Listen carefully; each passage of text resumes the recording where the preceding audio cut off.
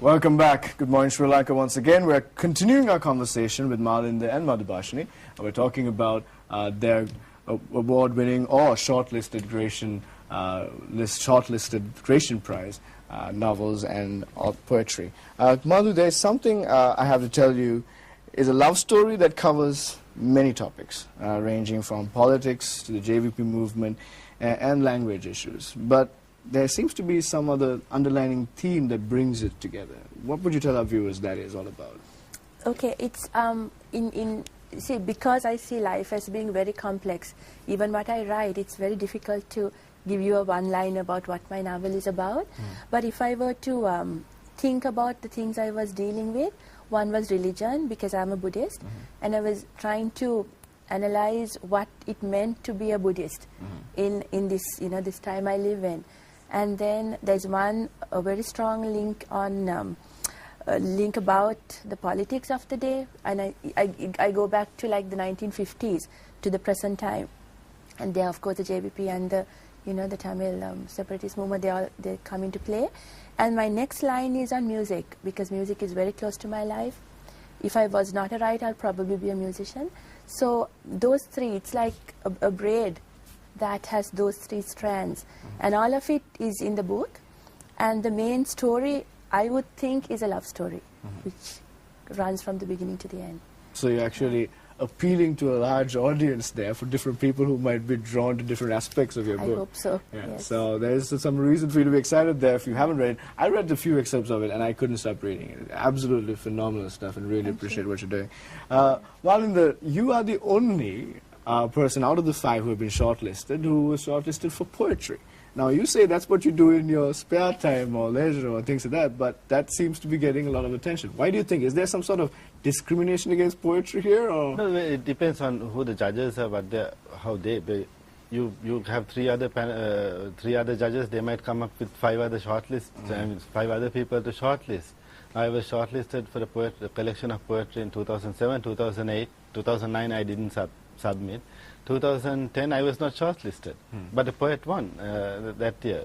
So I don't know, it's up to the panel. I mean, there was one year in 2007 when all the 5 people who were shortlisted were poets. So I don't know if there's a discrimination or anything like that against poetry, but it depends. I mean, you're dealing with novels, short stories, poetry, drama scripts and things like that, so they have to pick. It's up to them, right? Yeah. Well, there certainly isn't a discrimination, but you are the only poet this year. And once again, same here, I've been reading some of the stuff that you have written, and many people are constantly amazed at your ability to make some deep concepts in poetry, weaving it really well together. And once again, you should try and check these things out. The Gratian Award clubs all genres of writing: novels, short stories, poetry, biographies together, unlike most literature awards, and are specific to a category. Do you think it's possible to judge all these different genres in one go, or is it more of a recognition of English authors out there around the country? Judgment is anyway, subjective.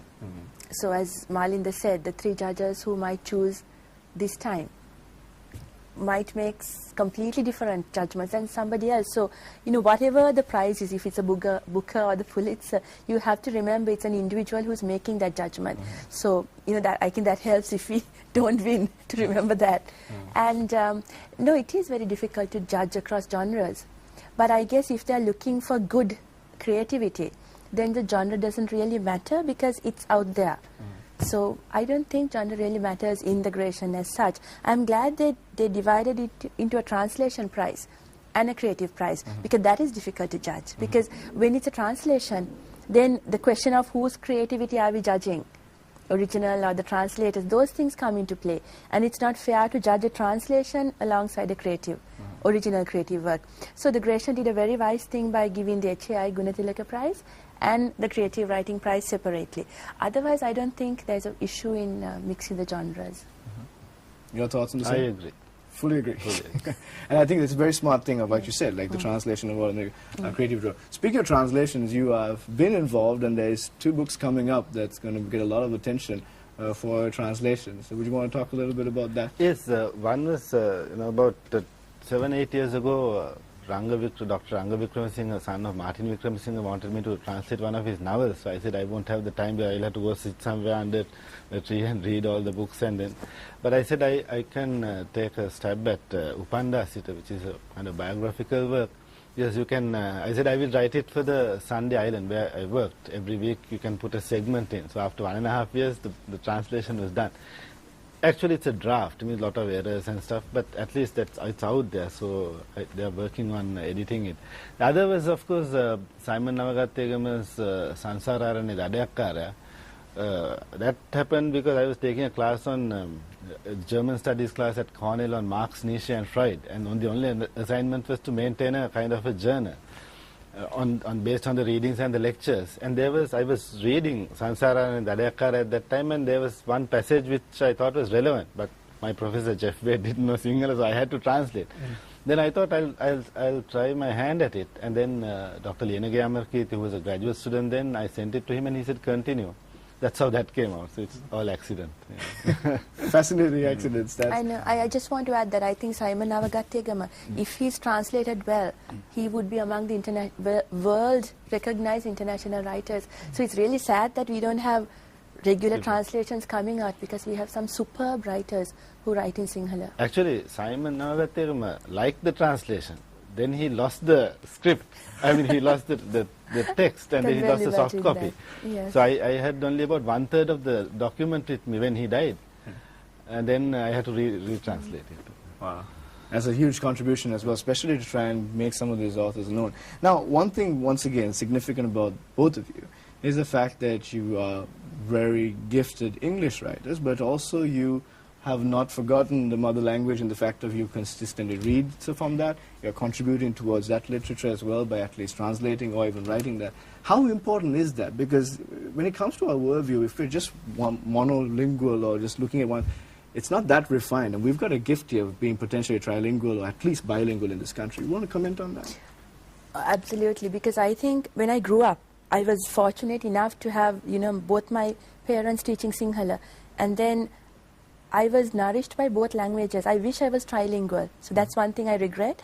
But the fact is that once, I think you have to know I'm not saying it in a very simplified nationalist kind of way, but you need to be nourished by your own earth first to, put out branches.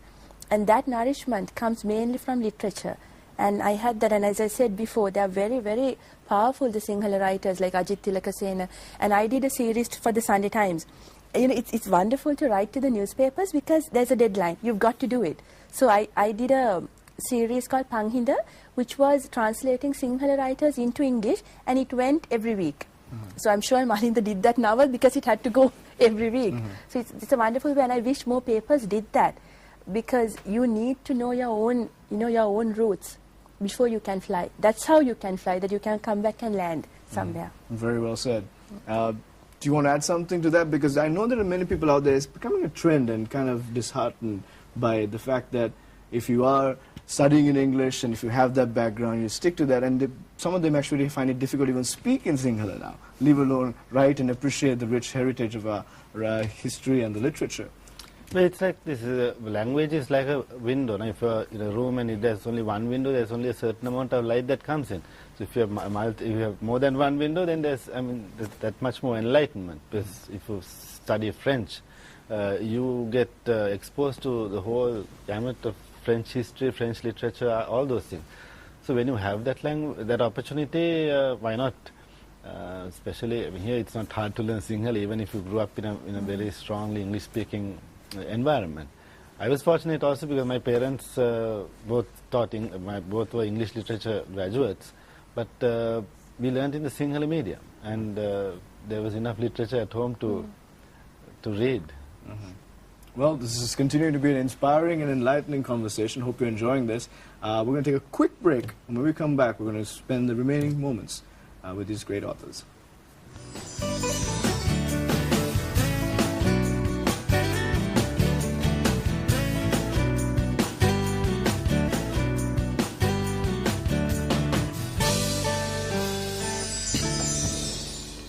Welcome back. We're here at the Stein Studios in Ratmalana, our usual Good Morning Sri Lanka. But today has been very special because we've had these two guests who've been talking a lot not just about the writing that they've done, but also about a commentary on what's going on in our society. I know most of you are like, okay, we've heard, but can we have the opportunity and the privilege of hearing a little blurb or a little excerpt from the writings that have been nominated by them? So shall we start with Mr. Malinda? Would you give us the privilege of reading a little bit from the poetry that has been shortlisted? Actually, I brought something else also, but which was not... I read a short poem. This was a friend, a journalist friend of mine, Mary and David, who said, send me a right now poem. Write it right now kind of thing. So I wrote this one. It was called Time. For melody and music, love and love-making, rain and thunder, the caressing of leaves, breaking of twig, uprooting of taproot of memory. Time for the madness of recollection, for the head toss, robbing tongue of word, throat of vocal cord. Time to bend low and lower still, for executioner's swing, and time perhaps for words. It's not now, no. King Silent's century has begun. Sorry. That was the poem I wrote, the right now poem. Brilliant. And if you want more of it, these are going to be available very soon for you to have. It won't. Hopefully. Hopefully. This is the encouragement we're giving them. We hope that this is available for the public. And then Mother Parshini has asked me to read an excerpt from one of her things, and I'm going to try to do justice, obviously. Anila's island has been called Serendip by the Persians, who got it in the Arab Serendip, who in turn had used the name Swarnadipa, the Golden Island, by which the Sinhalese called their land. The heroes of the Persian fairy tale, the three princesses of Serendip, were also making discoveries of things they were not seeking. In 1754, Horace Walpole used this story to coin the new word into English, serendipity. So many names of this little piece of earth. The island was Tambapani, bronze palms, for Vijaya, their Aryan ancestors falling exhausted off his boat onto the golden beaches, rising with copper-colored sand on his hands. Alexander the Great called it Taprobane, though he didn't live to cross over the mountains to India and come to its teardrop in the Indian Ocean. For the Portuguese, the drinkers of blood and the eaters of stone, that the Sinhalese watched as the white men had their bread and wine on the beach, it was Sicilian. They left behind Roman Catholicism and named like Baker de Zoysa. The Dutch called it Zelian, leaving behind a people who didn't want to return, the Burghers. The third and last colonizers to come, sniffing after the fragrance of cinnamon and the smell of profit, were the British, who named this island Ceylon. They bought with them, like the others, according to Uncle Senevi, injustice and exploitation. But when they were gone, the islanders found themselves left with plantations for tea, a transport system for ferry, it throughout the country, a language, a religion, a way of life, music. Beautiful. And thank you for this contribution. Now, many of you may be asking the question, how do we get our hands on this writing? Where do you guys publish what you do? Because it is time that we appreciate, celebrate, and also devour the writings out there by our own local authors. So when will these things be out there? How can they read? We'll start with Malinda. Well, I had a collection of poetry published thanks to the Library Services Board. They had a program of helping poor authors get their work published. That was in 1999. Since then, there have been 5 collections of poetry which have not been published.